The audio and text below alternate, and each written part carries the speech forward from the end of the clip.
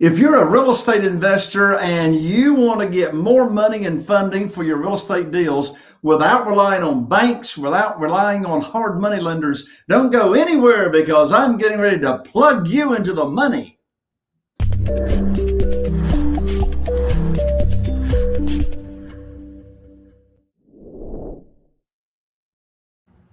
Well, hello there, and welcome to another episode of Real Estate Investing with Jay Conner. I'm Jay Conner, the Private Money Authority, and I'm the host of the show here, and I want to welcome you. If you're brand new to the show, a very special welcome to you. We talk about all things related to real estate investing, from single-family houses to commercial deals to land to all kinds of self-storage. I mean, you name it, we talk about it. And of course, we talk a lot about funding for your deals. I'm known as the Private Money Authority. Way back in 2009, I was relying on the local banks and mortgage companies to fund my real estate deals, and I was cut off. My lines of credit were closed with no notice. I had to find a better way to fund my deals. Well, I was introduced to this wonderful world of private money, which has got nothing to do with hard money, banks or mortgage companies. And I was able to raise over $2 million in less than 90 days. And since that time, way back in 2009, I have not missed out on a real estate deal because I didn't have the funding. So as a result, I have just released my brand new book, which is called Where to Get the Money Now. And the subtitle is How and Where to Get Money for Your Real Estate Deals Without Relying on Traditional or Hard Money Lenders. And because you are tuning into the show, I want to send you a free copy of this book. If you'll just cover the cost of delivery, I want to send you a free copy. And here's how you can get it. Go to www.jayconner.com/book, B-O-O-K. That's Jay Conner, JayConner.com/book, B-O-O-K, and we'll rush the book right out to you. This book is going to reveal to you how to quickly locate existing private lenders and also how to attract your own private lenders right in your own backyard. I'm also going to teach you in the book the 5 steps that I used and I still use this day to attract unlimited funding. So again, my gift to you at www.jayconner.com/book. So if you have been tuning into the show, we are almost right here at our 3-year mark. You know I have amazing guests join me here on the show, and today is no exception. My good friend and special guest is and has been a full-time investor. He lives down in Tampa, Florida with his wife and 2 children. And for the past 16 years, he has bought and sold, listen to this, more than $100 million worth of real estate in the United States and the UK markets. And that includes over 350 fix and flips just in Tampa, and that was just between 2015 and 2020. In addition to that, my special guest has got experience in a wide variety of real estate related activities, including buy and hold, fix and flip, wholesaling, tax liens, tax deeds, foreclosure auctions, and isn't that timely right now, note investing, my favorite subject, private lending, and much more. In addition to that, my guest is a licensed realtor in the state of Florida. He enjoys podcasting, networking with fellow professionals, and generally creating useful content for those who want to achieve financial freedom before they get too old to enjoy it. And so with that, folks, I'm so excited to have on the show here my friend and expert, Colin Murphy. Colin, welcome to the show. Thank you so much, Jay. It's an honor to be here.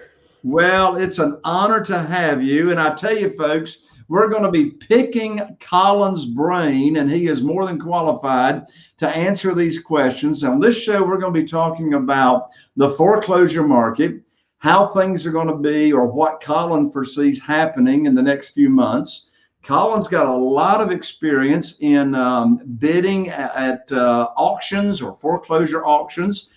He's going to pull the skin back, pull the banana peel back, and reveal to us some very, very important lessons and mistakes that he made in foreclosure auctions and how you could avoid those as well. In addition to that, he has scaled a business down in Tampa to where he's able to do over 100 flips a year. And we sure want to hear about that as well. But Colin, you originally hail from Ireland, right? Yeah, that's right. I lived there for the first 23 years of my life, and that's why the accent is still there and I'm not going anywhere. So how in the world did you make it to the States and why? Well, real estate is what brought me over here, Jay, and I've been passionate about real estate since I was in my early 20s. And I got into the real estate game in London. I went there as a young man after university and started working on a real estate magazine, selling adverts in magazines and trying to convince people to take up exhibition space at real estate shows in the UK and Ireland. And I got to travel literally all over the world, convincing realtors, brokers, builders, currency people in places like Spain and Italy and Florida and Eastern Europe and South America. And I was trying to bring all these people to London to come to all these shows, and in Ireland as well. And I did that for a few years, and it was a fantastic way of learning the real estate business, probably an unusual way of learning the real estate business, but it was a kind of a high-powered, work hard, play hard sales environment. And after a few years of that, I opened an office in Dublin for a company that did emerging market real estate development in Eastern Europe and South America. And I sold their products to the Irish market.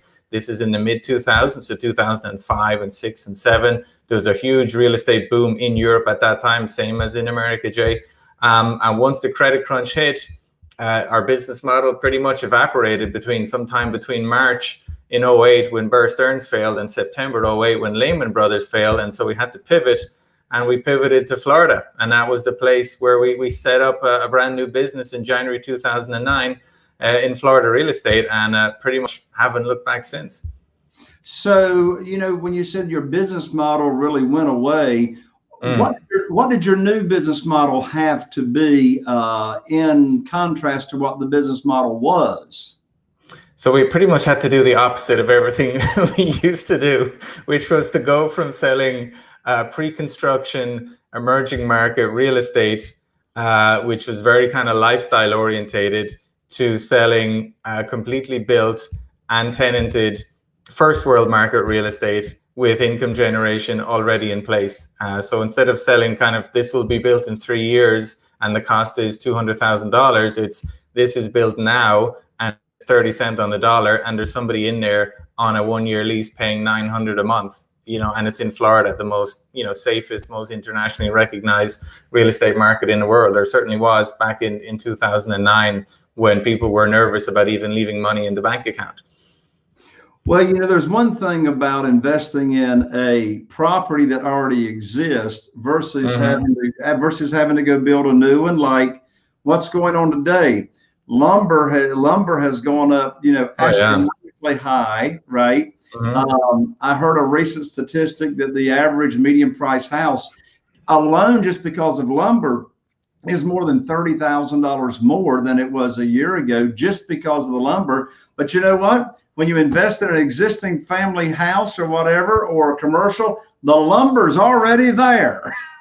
It is. The only difference I've noticed, I buy a lot of houses, I put on a lot of roofs. So the roof prices have gone up quite a bit because of the lumber. So what used to be a $10,000 roof is now a $12,000 roof. So it's not as dramatic as a $300,000 house is now $330,000. But you still notice that difference in the lumber prices. It's crazy, but it's just affected me a little bit. The kind of extra money it costs to put on a roof has more been compensated by literally just the appreciation that's happening in the market. Exactly. Now, you have got a ton of experience, Colin, and I want our listeners to really learn some lessons from your experience. You've got a ton of experience in foreclosures, bidding at auctions, and et cetera. But before we get into the lessons learned about that, I mean, this is a very, very timely subject, especially with us, having COVID in the near, in the recent past, coming out of the pandemic and et cetera. So first, let's get you to tell our listeners, what does your crystal ball say about the foreclosure market? Where do you see it today? Where do you see it going in the near future and say over the next few months or a year, a couple of years?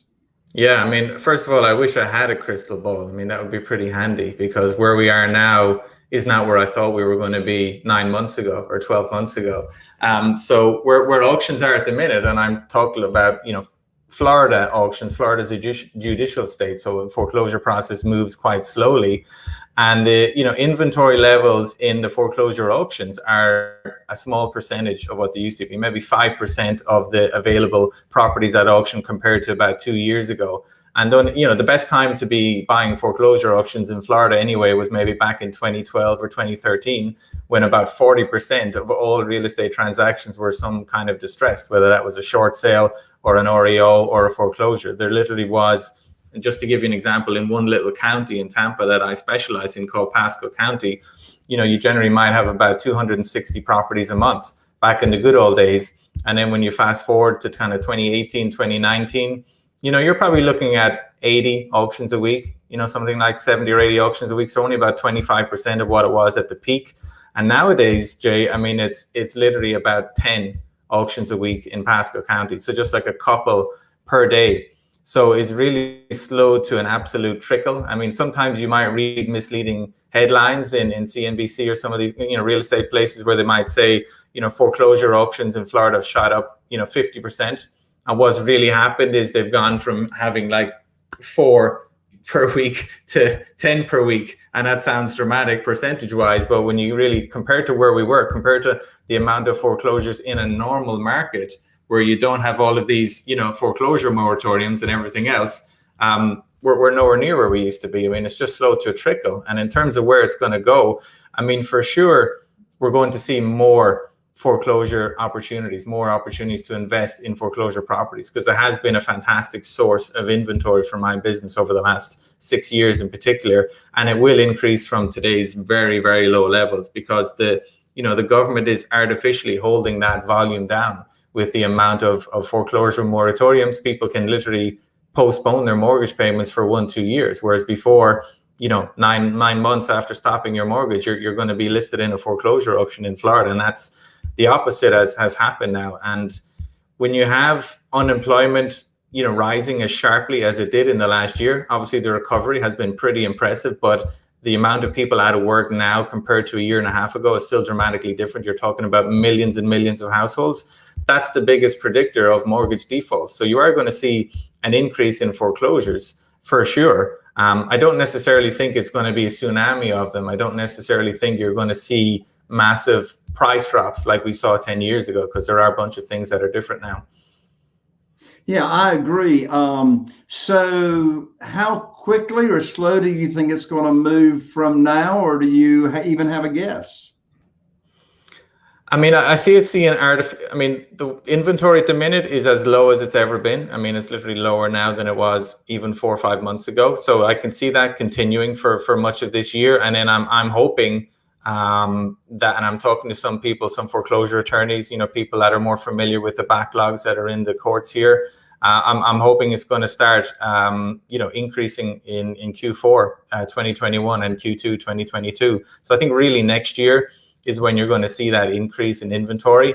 And to be honest with you, I think the market is able to absorb a pretty big increase in inventory, because it is so low at the minute. I mean, we're at, a couple of months worth of inventory, and there's certainly demand for much more. And when you have that amount of kind of pent up demand, you have to figure that prices should hold pretty steady. So my ideal scenario, Jay, is having loads more foreclosures that are available for me to buy, and I'm able to sell them at top dollar afterwards. Absolutely. Well, there's 2 categories of foreclosures from my observation. You got all of these people that were already in foreclosure before the pandemic came along, in March 2020. And then pandemic comes along, and now you got this whole nother new category of people in foreclosure that are in foreclosure or will be in foreclosure because of going on unemployment or whatever. But I agree with you, Colin. I don't believe we're going to see what we saw with the glut of foreclosures as we saw back in 2007, 8, and 9. That was a different scenario. And plus, when those foreclosures came along way back then, we didn't have the low inventory like we've got right now.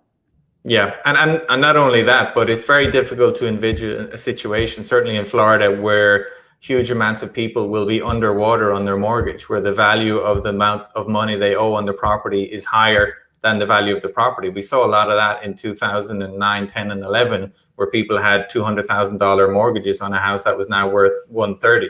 So nobody's going to sell that. I mean, it's going to end up in a foreclosure more likely than not.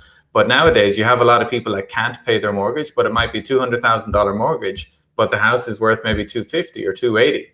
So as long as people aren't, those who don't have their head in the sand will just list that property for sale and start renting somewhere. And unfortunately, you do have a lot of people with heads in their sand through, just death, drugs, divorces, all that sort of stuff. And they just refuse to pay their mortgage, refuse to list their house for sale, refuse to face reality. It's just going to be a ton of those coming out. But for the regular folks that just lost their jobs, can't pay their mortgage, but are not totally unattached to reality, the easy thing to do is list the house for sale, because it doesn't really matter what condition it's in. You're more than likely going to be able to sell it for more than the mortgage value, unless something changes pretty dramatically. So, Colin, let's move to, let's just pretend, right, that the foreclosure market has opened up and auctions are going on, okay? And they will be. You've got a lot of experience in that, and you've got some really, really important lessons learned from mistakes that you made early on when you were at the foreclosure auctions. So share with us some insights that people could learn from in order to avoid doing some of that stuff. Yeah, I mean, I've made a lot of mistakes, and if people told you that they haven't made many mistakes, the chances are that they haven't done much in general, because that's how you learn, is by doing all this stuff and figuring it out. If you can learn from other people's mistakes, that's well and good, but you tend to learn from your own a lot more. Buying in the foreclosure auctions is not real estate 101. It is relatively advanced. You do need to pay cash for the property on the same day the auction occurs. You literally need to be bidding at 11 o'clock in the morning and wiring your purchase price at 4 p.m.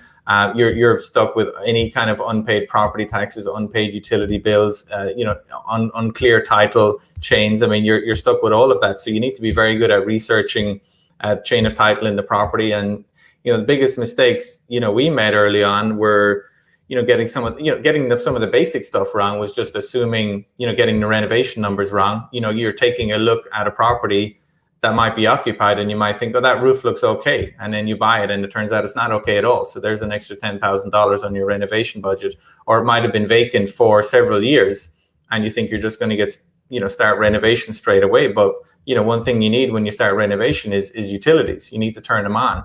And there could be enormous unpaid utility bills with properties running into the thousands of dollars that you're on the hook for. You're literally, the water company for that street has a monopoly on water to your property. And if they're saying you need to pay us $3,500, $4,000, which happened to me several times, or we're not turning on the water, they kind of got you. You're going to have to do it.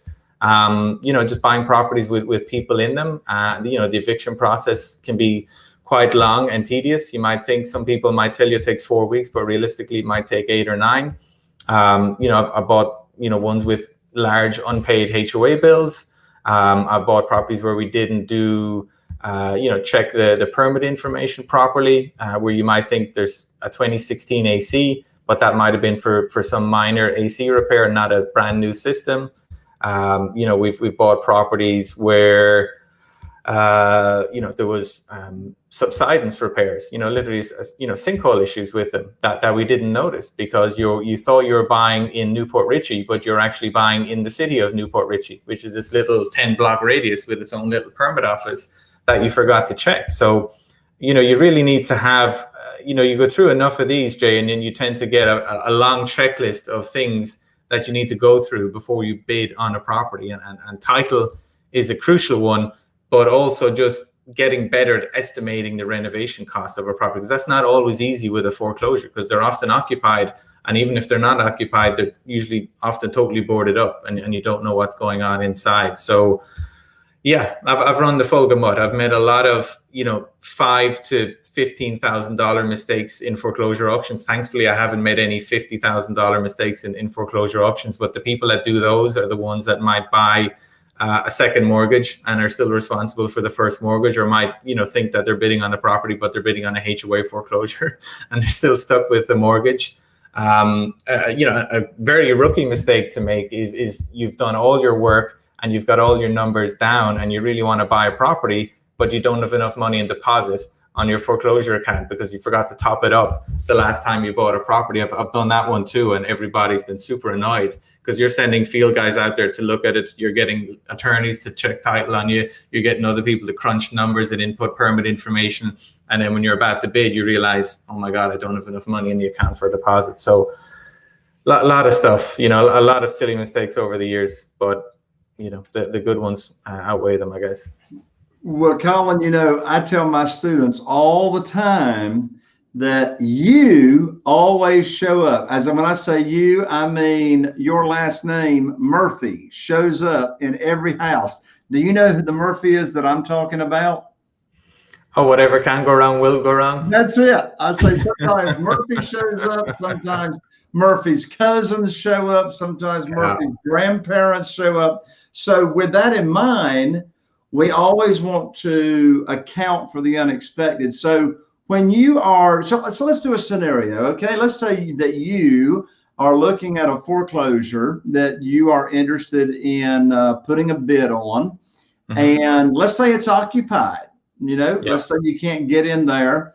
So what is your formula? What is your calculation? How do you decide what is the most that you're going to bid on that property, given the fact you can't get inside? What's that formula look like? Well, let's assume that you or an attorney can do a title check, so you can make sure that property taxes are up to speed, or that there's no unusual liens or unpaid utility bills. Let's just assume that side is okay. So now you need to work out two main things. What's it worth after being renovated, and how much is it going to cost to renovate it? And obviously that's not easy if you can't get inside. So, the first thing you're going to do is you're going to look at the MLS to see, has it been sold in the last 15 years, and get a look at some previous listing photos, because maybe it was sold in 2010 and 13 and 15, or maybe it was listed for rent, or maybe it was listed and taken down. But you can see certain things like, has it got some tile floors? Was the kitchen modernized in 2015? What is it, how old? You can look online, see how old is the roof and the AC. They're major big ticket items. So sometimes you get an idea from that, but a house could look great in 2016 or 2017, and the wrong kind of person lives there for 3 years, and you're back to square one. So more often than not, we're kind of, with the exception of kind of roofs and ACs, which you can kind of tell from permit records and drive-bys. So once you drive by a property, if it's nice and clean outside with landscape gardens and a nice car in the driveway, and there's a little bit of curb appeal, it's more likely to be quite nice inside as well. Maybe a little dated, but if it's taken care of outside, it's taken care of inside. But if you're driving past and there's some big dogs and there's a bunch of junk in the front yard, a bunch of tires and mattresses and riffraff, it's going to be pretty similar inside as well. But for the most part, you need to know what's it going to cost to renovate a kitchen in this area, to paint a house in this area, to replace the floors, replace the bathrooms, light fixtures, window repairs, fences, landscaping. You need to know your numbers for all of those. And one thing that stood to our benefit was that we specialized in a particular part of Tampa where there was tons of houses that were the same. So renovating hundreds of these single story 1970s concrete block 1,100 to 1,500 single family homes with 2 or 3 crews,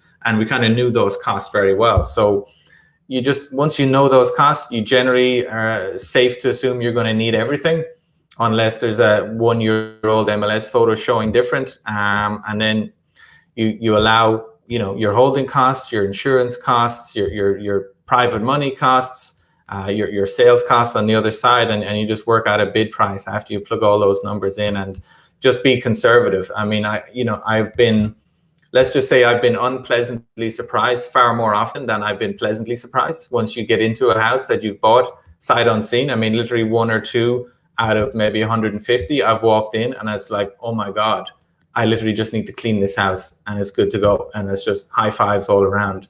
But sometimes you might think, I saw a picture 2 years ago and that kitchen looks pretty good. I think we might get away with it. Most of the time you walk in and no, you got to tear it out, Well, you said something a moment ago that actually goes against the grain of one principle that most people have heard, and that is you can't judge a book by its cover. But I did hear you say when it comes to foreclosures, if the outside is looking pretty good, chances are the inside's looking pretty good, right? That has been surprisingly consistent over the years. I mean, it is a very good rule of thumb, certainly in suburban, middle class areas where I operate. It is, it tends to be that way. So in this market today, Colin, as we wrap up here, in this market today, are you more prone to buy and hold, or are you more prone to flip, or does it depend? The older I get, the more I kind of regret not holding more, because when you're flipping, 100 houses a year, that's a lot of income. That's a lot of nice money you can use to live in a nice house, send your kids to nice schools, go on overseas trips, and all that kind of stuff. And I'm very grateful for that. But that's, to get wealthy, you need to own property for a long period of time. And there's a bunch of other tax benefits from owning property. So I'm much more inclined to own, to keep the properties I have. For example, I've got 7 in the pipeline now. I'm keeping 3 of them, and I'm trying to kind of operate on that kind of mindset. Whereas before I literally used to sell 80 and keep 3, or 2. I can't tend to forget that, whether I could either sell it now for a quick, say, $35,000 profit, or I could keep it. And so I used to think, well, I'm not getting the 35,000, but of course you are. It's still there. It hasn't gone anywhere. You just decided not to cash it in yet and pay taxes on it yet. So if you have enough money coming in from some other stuff, or if you need 1 or 2 flips, will keep you going. I think if you focus on a plan for building that wealth and building those passive income streams, it's much better. So I'm much more focused, especially with inventory being so low. If I get a great house, I'm much more inclined to keep it now than I would have been before. Yeah, well, what you just said reminds me of the principle that is the case in most cases, and that is the longer you own a property, the more profitable it is. Yes, sir. For many reasons that you just said. Colin, thank you so much for joining me on the show. Parting comments, my friend. Parting comment. Any kind of main piece of advice for your listeners would be to, that a healthy attitude to risk is essential, I think. If you aren't prepared to take some risk, you'll probably end up working for someone who is. And, kind of in parallel to that, try and develop some resilience. I think it's more important than being really smart or being lucky. It's just being resilient, that if you're able to keep going when other people give up, and just do that. And the third thing, Jay, is just get a good night's sleep. Do some exercise. That'll give you a lot more clarity on your thoughts and your goals, and getting good stuff done in the day ahead. I love the way you think, Colin. Tell everybody one more time about your podcast and how they can follow you on your podcast. Yeah, I do a real estate podcast. I love talking to people, really, guys like yourself, Jay, and I have a podcast just called Colin Podcast about real estate. So I love inviting experts from all walks of life, whether that's note experts, lenders, fix and flippers, wholesalers, coaches, realtors, property managers, you name it. I just love quizzing them, asking them what I want to ask them. They're all fascinating people. So if you just plug in Colin Podcast about real estate, you'll see that. And you'll also get them all on my website, which is just colininvestments.com. You'll see all the videos and reports and audio links and anything else you want to do. That's awesome. Colin, it's been just amazing to have you here on the show, and I appreciate you so much. Thank you. Thank you, Jay. Thank you. All right. Well, there you have it, folks. Another episode of Real Estate Investing with Jay Conner. I'm Jay Conner, the Private Money Authority, wishing you all the best. Here's to taking your real estate investing business to the next level, and we'll see you on the next show.